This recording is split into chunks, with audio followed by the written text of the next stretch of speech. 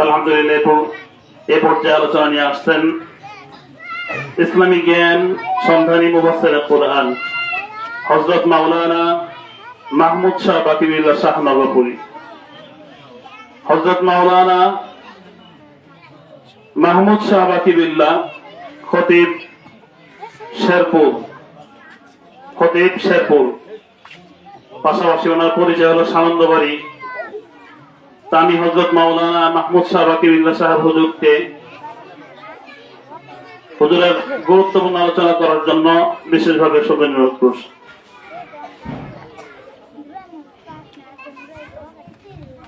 আসসালামু আলাইকুম ওয়া রাহমাতুল্লাহি ওয়া বারাকাতুহু। নাহমাদুহু ওয়া নুসাল্লি আলা রাসূলিহিল কারীম। ইন্নাল হামদালিল্লাহ الذي نزل الفرقان وجعلنا من أهل الإسلام فسبحان الذي لا يحصى امتنانه باللسان ولا بالقلم نشهد أن لا إله إلا الله وحده لا شريك له ونشهد أن سيدنا وسندنا وحبيبنا ونبينا ومولانا محمدا عبده ورسوله الذي يرسله بالحق إلى الخلق بشيرا ونذيرا وداعيا إلى الله بإذنه وسراجا وقمرا منيرا أما بعد فأعوذ بالله من الشيطان الرجيم بسم الله الرحمن الرحيم إنا عرضنا الأمانة على السماوات والأرض والجبال فأبين أن يحملنها وأشفقن منها وحملها الإنسان إنه كان ظلوما جهولا صدق الله مولانا العظيم وقال رسول الله صلى الله عليه وسلم لا إيمان لمن لا أمانة له وصدق رسوله النبي الكريم ونحن على ذلك لمن الشاهدين والشاكرين والحمد لله رب العالمين وقال تعالى في شأن حبيبه إن الله وملائكته يصلون على النبي يا أيها الذين آمنوا صلوا عليه وسلموا تسليما আমরা সকলে দুরূদ ইব্রাহিম পাঠ করি। আল্লাহুম্মা সাল্লি আলা মুহাম্মাদ ওয়া আলা আলি মুহাম্মাদ কামা সাল্লাইতা আলা ইব্রাহিম ওয়া আলা আলি ইব্রাহিম ইন্নাকা হামিদুম মাজিদ। আল্লাহুম্মা বারিক আলা মুহাম্মাদ ওয়া আলা আলি মুহাম্মাদ কামা বারাকতা আলা ইব্রাহিম وعلى آل إبراهيم إنك حميد مجيد। একটু সকলেই জিকির করি লা ইলাহা ইল্লাল্লাহ, সবাই লা ইলাহা ইল্লাল্লাহ, লা ইলাহা ইল্লাল্লাহ, লা لا إله إلا الله، لا إله إلا الله، لا إله إلا الله محمد رسول الله। সকলেই বলি সাল্লাল্লাহু আলাইহি ওয়াসাল্লাম। মুআজ্জাজ মুহতারাম, আমখাওয়া দারুস সুন্নাহ বড় মাদ্রাসা কর্তৃক আয়োজিত অভিভাবক সম্মেলনের সুনামধন্য জনাবে সভাপতি সাহেব, আজকের সম্মানিত মহতী জলসার প্রধান অতিথি, আমন্ত্রিত অতিথিবৃন্দ, সম্মানিত ওলামায়ে কেরাম, মাদ্রাসার সুযোগ্য সুদক্ষ আসাতাজায়ে কেরাম, উপস্থিত আছেন এলাকার গণ্যমান্য ব্যক্তিবর্গ মহোদয়, কীর্তি সমতুল্য পরম শ্রদ্ধেয় মুরব্বিয়ানে কেরাম, বিরাদরান ইসলাম, স্নেহের কচিকাচা প্রিয় আজিজ তোলাবা, পর্দানিশীন আমার মা ও ভগ্নীগণ, আল্লাহ জাল্লা জালালুহু আম্মা নওয়ালুর আলিশান দরবারে লাখো কোটি শুকর যে মহামনিব আমাদেরকে আজকে ওলামায়ে কেরামের একটি মজমায় আমাদের অংশগ্রহণ করার, একত্র হয়ে এক জায়গায় অবস্থান করে একই পরিবেশে আল্লাহ তাআলা আমাদেরকে যে কবুল করেছেন, এই জন্য আমরা সকলের দিন থেকে নিয়ামতের শুকর আদায় করি, বলি আলহামদুলিল্লাহ। পৃথিবীর জমিনে সবচেয়ে দামি মানুষ যিনি, মানবতার শিক্ষক জনাবে মুহাম্মদ রাসূলুল্লাহ সাল্লাল্লাহু আলাইহি ওয়াসাল্লাম, উনি মদিনার সবুজ গম্বুজের নিচে শায়িত। আজকে যে এই মাদ্রাসা প্রাঙ্গণে আমরা এসেছি, এই মাদ্রাসা হলো নবীর ঘর। আল্লাহর জমিনে যত ঘর আছে সব ঘরের চাইতে শ্রেষ্ঠ ঘর হলো নবীর ঘর। যত প্রতিষ্ঠান আছে সব প্রতিষ্ঠানের মধ্যে শ্রেষ্ঠ প্রতিষ্ঠান হলো মাদ্রাসা। কারণ এটা কার ঘর বলেন? নবীর ঘর। আপনি যত বড় কিছু হন, আপনি যত বড় অর্থওয়ালা হন, যত বড় এলেমওয়ালা হন, যত বড় এলাকার ভিতরে প্রভাবশালী মরল যোদ্ধার যা কিছু থাকুক, কিন্তু রাসূল সাল্লাল্লাহু আলাইহি সাল্লাম যদি অসন্তুষ্ট থাকে আপনার প্রতি, তাহলে আপনার সবকিছু বৃথা। আপনার এই দুনিয়ার সামান্য কিছু কিঞ্চিত শান্তি থাকলেও পরকালে আপনার শান্তি থাকবে না। এদের সবচাইতে বেশি, সবচাইতে প্রাধান্য যাকে দিতে হবে তিনি হলেন মুহাম্মদ রাসূলুল্লাহ, সকলে বলুন সাল্লাল্লাহু আলাইহি সাল্লাম। হযরতে ওমর ফারুক রাদিয়াল্লাহু তাআলা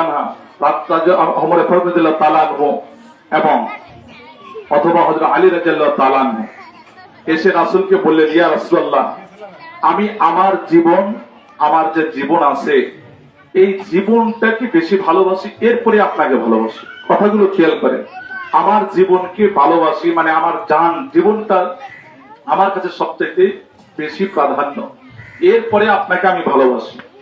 আল্লাহ রাসূল বললেন যে দেখো ওমর, যতক্ষণ পর্যন্ত তোমার জীবনের চাইতে আমি নবীকে বেশি ভালোবাসতে না পারবা, ততক্ষণ পর্যন্ত তুমি ঈমানদার হতে পারবা। হাদিসে এসেছে লা ঈমানা লিমান লা আমানাতা লাহু, যার আমানতদারি নাই, দ্বীনের জিম্মাদারি নাই, তার ঈমান নাই। আবু হুরায়রা রাদিয়াল্লাহু তাআলা বলেন, লা ইউমিনু আহাদুকুম হাত্তা আকুনা হাব্বা ইলাইহি মিন ওয়ালিদিহি ওয়া ওয়ালাদিহি ওয়ান নাসি আজমাইন।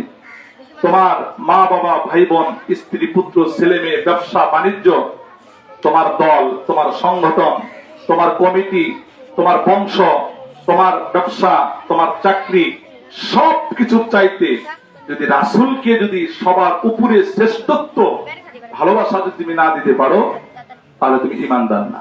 তাহলে সবকিছুর চাইতে বেশি ভালোবাসতে হবে যাকে, তার নাম মুহাম্মদ রাসূলুল্লাহ। সকলে বলেন মুহাম্মদ রাসূলুল্লাহ সাল্লাল্লাহু আলাইহি সাল্লাম। সেই নবীকে আজকে যদি পৃথিবীর কোন কুলাঙ্গার, পৃথিবীর যে কোনো প্রান্তেই কেউ যদি রাসূলকে নিয়ে কটূক্তি করে, আমাদের ঈমানি দায়িত্ব হলো যে তার প্রতিবাদ করা। এটা কিসের দায়িত্ব বলেন? ঈমানি দায়িত্ব। আমরা এখান থেকে প্রতিবাদ করলে সেই প্রতিবাদের আওয়াজ সেই ভারত, সেই ফ্রান্স, সেই অন্য দেশে আমাদের কথা যাওয়ার পরে ওইখান থেকে একটা ইট খসে পড়বে না, মনে করেন একটা বিল্ডিং ভেঙে যাবে না। কিন্তু রাসূল সাল্লাল্লাহু আলাইহি সাল্লাম জিন্দা নবী মুহাম্মদ রাসূলুল্লাহ সাল্লাল্লাহু আলাইহি সাল্লাম সেই মদিনা থেকে শুনবে কি শুনবে না বলেন? রাসূল সাল্লাল্লাহু আলাইহি সাল্লামের বিরুদ্ধে যদি কেউ কথা বলে আর আমরা যদি প্রতিবাদ করি, আর সেই প্রতিবাদ যদি রাসূল সাল্লাল্লাহু আলাইহি সাল্লাম শুনে, এটাই হলো আমাদের সবথেকে বড় আমল। রাসূলকে খুশি করব, শুধু মিছিল মিটিং দিয়ে নয়, রাসূলকে খুশি করব, রাসূলের প্রতিষ্ঠান রেখে যাওয়া, রাসূলের জিম্মাদারির সাথে আমাদের সম্পর্ক রেখে আমরা রাসূলকে সন্তুষ্ট করব ইনশাআল্লাহ। ভাইজান শুনেন, আমাদের একটা স্বভাব আছে, কি স্বভাব? আমরা 7 সমুদ্র 13 নদী পার হয়ে কোন একজন আলেমকে পীর মানি, সেই আলেমকে আমরা মূল্যায়ন করি, মর্যাদা করি, তাকে আমরা পীর হিসেবে আখ্যায়িত করি। আমার নিজের খাবারের একটা অংশ মুষ্টির চাউল, আমার একটা অংশ ব্যবসার একটা অংশ লভ্য অংশ একটা আমি রেখে দিই বছর শেষে সেই হুজুরকে দেওয়ার জন্য। আমাদের এলাকায়, আপনাদের এলাকায় অসংখ্য লোক এরকম আছে, বাৎসরিক ভাবে গরু নিয়ে যায়, ছাগল নিয়ে যায়, বকরি নিয়ে যায়, ইত্যাদি ইত্যাদি নিয়ে যায়, টাকা নিয়ে যায়। অথচ ওই পীর সাহেব অনেক দূর থাকেন, ওই আলেম অনেক দূর থাকেন, অর্থে অনেক বিজ্ঞ আলেম আমাদের সমাজে থাকে, আমরা তাদেরকে একটু সালামও দেই না, এক কাপ চাও খাওয়াই না। এই হলো আমাদের ইমানের অবস্থা। আছে না, এরকম আছে না? অথচ আমাদের আল্লাহ তাআলা বলছে কি তুমি নিজে বাঁচো, নিজের আহালকে বাঁচাও, নিজের পরিবারকে বাঁচাও।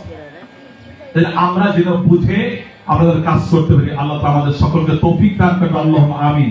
আবু দারদা রাদিয়াল্লাহু তাআলা থেকে হাদিস, হযরত আবু দারদা রাদিয়াল্লাহু তাআলা বলেন, শুনেন, সংক্ষেপ কথা, কুন আলিমান আও মুতাআল্লিমান আও মুত্তাবিআন আও মুহিব্বান ওয়ালা তাকুন খামিসান ফাতাহলিক। খেয়াল করে শুনেন বাবা, কুন আলিমান, মা বোনরাও খেয়াল করে শুনেন, কুন আলিমান, তুমি আলেম হও, তুমি আলেম হও, আও মুতাআল্লিমান, অথবা আলেমের ছাত্র হও। আলেম হতে পারো নাই, তাহলে কি হও? আলেমের ছাত্র হও।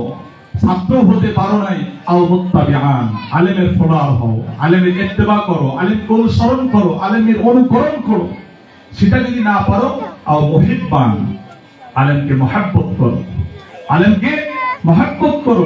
ওয়ালা তাকুন খামিসা, পঞ্চম কোন রাস্তা তোমার জন্য খালি নেই, পঞ্চম কোন দরজা তোমার জন্য খোলা নাই। এই চারটার মধ্যে থাকতে হবে। হয়তো আলেম হও, আলেমের ছাত্র হও, নাহলে আলেমের ইত্তেবা করো, না হয় আলেমকে মহব্বত করো। ওয়ালা তাকুন খামিসান ফাতাহলিক, যে পঞ্চম কোন রাস্তা তুমি অবলম্বন করো, তাহলে তুমি ধ্বংস হয়ে যাবে, হালাক হয়ে যাবা, মানে ধ্বংস হয়ে যাবা। তাহলে এই চারটা কর্মসূচি, আলেম হব, বাবা আমি আলেম হতে পারি নাই, আলেমের ছাত্র হব, ছাত্র হতে পারি নাই, আলেমের অনুসরণ করবো, অনুসরণ করতে পারতেছি না, আলেমকে মহব্বত করবো। পারবো, 3-4টার মধ্যে পারবো, তো থাকতে পারবো ইনশাআল্লাহ। আল্লাহ তাআলা আমাদেরকে তৌফিক দান করুন, আল্লাহুম্মা আমিন। এই যে ছোট বাচ্চারা আজকে মাদ্রাসায় আসছে, আমি 2-4টা বিষয়ে কথা বলে আমি আপনাদের সামনে থেকে বিদায় নেব। এই যে বাচ্চা, ছোট ছোট ছেলে মেয়েরা লেখাপড়া করার জন্য আসছে, এলাকায় কতগুলো কবর আছে, এমন সন্তান এখানে মাদ্রাসায় আছে, সন্তানের বাবা, সন্তানের মা মাদ্রাসায় ছাত্রটাকে নিয়ে এসে আপনার ওস্তাদের হাতে এনে ধরাই দেওয়া, বলে হুজুর আমার এই বাবাটার, আমার এই সন্তানটার যে বাবা নাই। কেউ কেউ বলে হুজুরের মা নাই, মা কবরে চলে গেছে, এর বাবা নাই, বাবা কবরে চলে গেছে, হুজুর একটু দেখবেন, আপনার কাছে দিয়ে গেলাম। এই যে এইরকম অনেক সন্তান আমরা এখানে মাদ্রাসায় পেয়ে থাকি। অনেক মাদ্রাসায় অনেক এতিম ছাত্র আছে, তাদের ঠিকমতো মনে করেন আপনার খাবার, পোশাক, পরিচ্ছদ ঠিকমতো তারা দিতে পারছে না, এরপরে তারা দিন এলেম শিক্ষা করতেছে, কিন্তু লাভ কি? আল্লাহ নবী বলেন, ইযা মাতাল ইনসান ইনকাতা আনহু আমালুহু, মানুষ যখন মারা যায় তার সমস্ত আমলের দরজা বন্ধ হয়ে যায়। মানুষ মারা গেলে সমস্ত আমলের দরজা কি হয়ে যায়? বন্ধ হয়ে যায়। ইল্লা সালাসা, কিন্তু 3টা জারি থাকে, সাদাকাতান জারিয়াতান, একটা হলো সদকায়ে জারিয়া, আও ইলমিন ইনতাফাউ বিহি, একটা হলো ইলম, যে ইলম মানুষকে শিক্ষা দেওয়া হয়েছে, ওই ইলমের তার একটা সওয়াব আছে, আও ওয়ালাদান সালিহান ইয়াদউ লাহু, ওই নেককার সন্তান যে মা বাবার জন্য দোয়া করে। 3 নাম্বার পয়েন্ট, নেককার সন্তান। প্রিয় ভাইরা, হযরত মুসা আলাইহিস সালামের জীবনী থেকে একটা সত্য আজ্ঞা, আল্লাহ নবী মুসা কালিমুল্লাহ এক সময় সফরে যাচ্ছিলেন, সফরের পাশে একটি কবর দেখতে পাইলেন। আল্লাহ নবী মুসা আলাইহিস সালাম লক্ষ্য করলেন, ওই কবরের মধ্যে যে ব্যক্তি আছে অনেক বেকট, অনেক আওয়াজ দিয়ে সেই কবরওয়ালা চিৎকার মেরে মেরে ডাকতেছে, কবরের ভিতরে জাহান্নামের আযাব, এগুলো সহ্য করতে পারছে না। আল্লাহ নবী মুসা আলাইহিস সালাম চলে গেলেন, তেনার কাছে চলে গেলেন। আবার যখন ফিরলেন, ওই রাস্তাটা যখন ফিরলেন, রাসূল হযরত মুসা আলাইহিস সালাম এবার সেই কবরের পাশে যখন আবার ফিরে আসলেন, এবার সেই কবরওয়ালার আওয়াজ শোনা যায় না, কবর হল এবার শান্তিতে আছে। আল্লাহ নবী মুসা আলাইহিস সালামের ভিতরে কৌতূহল জাগলো। কিছুক্ষণ আগে এই কবরের মধ্যে আওয়াজ হচ্ছিল, জাহান্নামের শাস্তি চলতেছিল, এখন আবার এই কবরওয়ালা শান্তিতে আছে, ঘটনা কি আমার একটু জানার ইচ্ছা জেগেছে। হযরত মুসা আলাইহিস সালাম জানতে চাইলেন কবরের কি অবস্থা। আল্লাহ তাআলা বলেন, মুসা তুমি জানতে চেয়েছো, আমিও বললে বলতে পারবো, কিন্তু আমি না বলে এই কবরওয়ালাকে দিয়ে আমি তোমাকে জানানোর ব্যবস্থা করে দিচ্ছি। সুবহানাল্লাহ বলেন।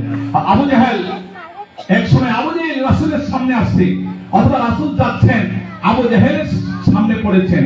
আবু জাহেল এবার এক মুষ্টি ছোট ছোট কঙ্কর হাতে নিচে নেওয়ার পর বলতেছে, ওই যে মুহাম্মদ আসতেছে, দেখি মুহাম্মদকে জিজ্ঞাসা করবো আমার হাতের মধ্যে কি, দি মুহাম্মদ বলতে পারে নাকি। এরকম ভাবে মুখ ধরে রাসূল সাল্লাল্লাহু আলাইহি ওয়াসাল্লাম যখন কাছে আসছে, তখন রাসূল সাল্লাল্লাহু আলাইহি ওয়াসাল্লামকে বলতেছেন, হে মুহাম্মদ বলো দেখি আমার হাতের মুঠের মধ্যে কি। আল্লাহ নবী বললেন যে চাচা, আমি বললে বেশি খুশি হবেন না আপনার হাতের মুঠে যেটা আছে এটা বললে বেশি খুশি হবেন? আবু জেহেল কয়, এই পাথর তো কথা বলতে পারবে না, পাথর বললে তো বেশি ভালো হয়। আল্লাহ তাআলা পাথরের জবান খুলে দিয়েছে। একদিন কা ওয়াকা, আবু জাহেল ने कहा या मोहम्मद मेरे हाथों में किया, कंकरी ने कहा या रसूल अल्लाह। সুবহানাল্লাহ বলেন। এই পাথর বলতেছে আমি পাথর, আর ইনি হলেন মুহাম্মদ রাসূলুল্লাহ সাল্লাল্লাহু আলাইহি ওয়াসাল্লাম।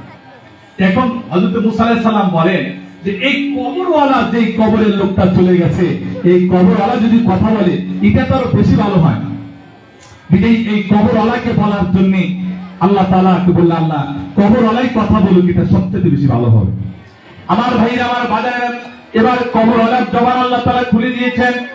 কবরওয়ালা বলতেছে, ও আল্লাহর নবী, আল্লাহর পয়গম্বর মুসা কালিমুল্লাহ, আমার কবরে দীর্ঘদিন থেকে কবরের ভিতরে আযাব চলতে থাকলো, চলতেছিল, আজকেও চলতেছিল, কিছুক্ষণ পূর্বেও চলতেছিল, কিন্তু ঘটনাক্রমে এই যে কবরের পাশে আপনি যখন যাচ্ছেন, এরপরে যখন ফিরলেন, এর মধ্যবর্তী সময়ের মধ্যে আমার একটা সন্তান, আমি যখন দুনিয়া থেকে বিদায় হই, ওই সন্তানটা আমার স্ত্রীর গর্ভে ছিল, অন্তঃসত্ত্বা। এবার সেই সন্তানটা যখন ভূমিষ্ঠ হয়, আমার স্ত্রী যখন সন্তানটা লালন পালন করে ৩-৪ বছর যখন পদার্পণ করেছে, ওই সময় আমার স্ত্রী মনে মনে সিদ্ধান্ত নিচ্ছে এই সন্তানটাকে নিয়ে এলাকার একটা পাঠশালা, মাদ্রাসা আছে, এই মাদ্রাসায় ভর্তি করে দিই, যেহেতু সন্তানটার বাবা নাই। এই কথা বলে ওই স্ত্রী আমার ছোট্ট বাচ্চাটাকে হাঁটি হাঁটি পা পা করে ধরে ধরে নিয়ে মাদ্রাসার হুজুরের কাছে এনে দিয়ে গেছে। এই কিছুক্ষণ আগের ঘটনা। মাদ্রাসার হুজুর ওই ছাত্রটাকে বসায়া সর্বপ্রথম তাকে বলতেছে, বাবা তুমি পড়ো, বাবা তুমি পড়ো। কি পড়বা? পড়ো বিসমিল্লাহির রহমানির রহিম। বাবা তুমি বিসমিল্লাহির রহমানির রহিম পড়ো। ওই কবরওয়ালা বলতেছে, হুজুর আমার সন্তানটা সর্বপ্রথম শিক্ষা যখন বিসমিল্লাহির রহমানির রহিম যখন পড়েছে, আমার মাওলা ওই সন্তানের দিকে তাকায় আমার প্রতি, আমার মাওলা আমার দিকে, আমার মাওলা দৃষ্টি দিয়ে আমাকে রহম করেছেন, ইহসান করেছেন। আমার সন্তানের ওই বিসমিল্লাহির রহমানির রহিমের তেলাওয়াত রুচিলায় আমার মাওলা আমার কবর আযাব মাফ করে দিয়েছে। সুবহানাল্লাহ বলেন। এই যে সন্তানগুলো যে মাদ্রাসায় পড়ছে, আমরা দেখতেছি না এই সন্তানগুলোর কারণে কবরের আযাব, মা বাবার তার পরিবারের কবরের আযাব মাফ হয়ে যাচ্ছে। এই যে সন্তানগুলো যে মাদ্রাসায় আছে, এই হলে তার ফজিলত। আমার ভাইরা, আমার বাজারের এই যে মাদ্রাসা, এই মাদ্রাসায় আমরা যারা সন্তান দিয়েছি আমরা ধন্য হয়েছি, কিন্তু এই মাদ্রাসার অনেক অবকাঠামোর প্রয়োজন রয়েছে। আলোচনার লম্বা দিকে যাব না, অনেক অবকাঠামোর প্রয়োজন রয়েছে, অনেক কিছুর প্রয়োজন হয়। এই যে দেখেন, লক্ষ্য করে দেখলেন আমরা অনেকেই শিক্ষকতা করি, আমরা স্কুলে প্রাইমারি অথবা কলেজের দিকে লক্ষ্য করে দেখি, তারাও টিচিং দেয় ১৬,০০০, ২০,০০০, ২৫,০০০ টাকা বেতন পায় মাত্র কয়েক ঘন্টা। কিন্তু এই মাদ্রাসার ছাত্র সকালবেলা আপনার সন্তানকে মাদ্রাসায় দিয়ে গেলেন সকাল থেকে ৪টা পর্যন্ত, এরপরে মাগরিবের পরে আবার সকালবেলা থেকে শুরু করে রাত দিন ২৪ ঘন্টা আপনার সন্তানের পিছনে একটা ছাত্র পিছনে কত পরিমাণ মেহনত করে, এই ৪০ জন ছাত্রের পিছনে পিছনে মেহনত করে মাত্র একজন টিচার, ওই টিচারের মেহনতের বিনিময় কয় হাজার টাকা পায়, হয়তো 6,000, 8,000, সর্বোচ্চ 10,000, এর বেশি সে বেতন ভাতা পায় না। যে পরিমাণ পরিশ্রম করে বাজান, এটার প্রতিদান আমরা কোনো অভিভাবক দিতে পারবো না, কোনোদিন দিতে পারবো না। আমরা এটার প্রতিদান কোনোদিন দিতে পারবো না। এরপরে আমাদের খেয়াল রাখতে হবে কি, ওই ওস্তাদের ভুল ধরা যাবে না। ভুল ধরা অভ্যাস হলো শয়তানের। শয়তান শুধু দিনের ভুল ধরে বেড়ায়, ওস্তাদের ভুল বেয়াদবি ধরে বেড়ানো যাবে না। আমার সন্তান সারাদিন মাদ্রাসায়, আমার হুজুরটা আমার সন্তানকে দেখতেছে, আপনি মাস শেষ হওয়ার পূর্বে সন্তানের হাতে একটা বেতন যেটা দেওয়াটা সুন্দরভাবে দিয়ে যাবেন। আর হুজুরকে বলবেন, হুজুর আমি কিন্তু আপনার বেতনটা মাস গেলেই দিয়ে যাই, আমার সন্তানটাকে একটু ভালো মতো পড়াবেন। আমরা এটা না করে বলি কি যে বেতন দেরি আছে, হুজুর খালি বেতন বেতন করে, আবার এসে বলি হুজুর আমার পোলা তো এখন পর্যন্ত নিজের নাম লিখতে পারলো না, এখন পর্যন্ত তো কোরআন শরীফ পড়তে পারলো না। এরকম আমরা বলি বাজান, এরকম বলা যাবে না। এই জন্য আমরা মাদ্রাসায় যারা ছাত্র দিয়েছি আমরা তাদেরকে বলবো একটু সবসময় মাঝে মাঝে হুজুর সাথে যোগাযোগ করে করে নিজের কাজটা হাসিল করে নেবেন। এইভাবে আমাদের সন্তানগুলোর ভবিষ্যৎ সুন্দর করে নেবেন।